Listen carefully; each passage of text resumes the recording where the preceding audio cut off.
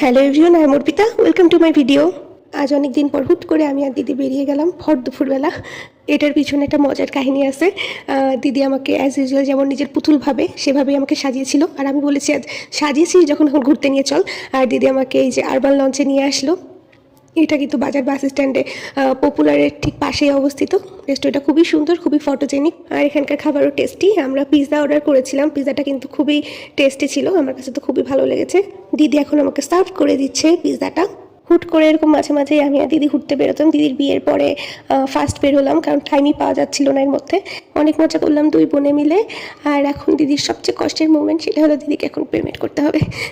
আর এই রেস্টুরেন্টটাতে কিন্তু একটা প্লে জোনও আছে, বাচ্চাদের খেলার খুব ভালো ব্যবস্থা আছে। আমি একবার ভালোভাবে রেস্টুরেন্টে একটু ঘুরে দেখাচ্ছি। রেস্টুরেন্টটা কিন্তু বেশ বড় আর খুবই ফটোজেনিক, খাবারও ভালো এখানকার। যদিও আমরা সবগুলো খাবার টেস্ট করতে পারিনি, জাস্ট পিৎজাটাই আজকে টেস্ট করা হয়েছে। And I hope you are like my video. Thank you for watching.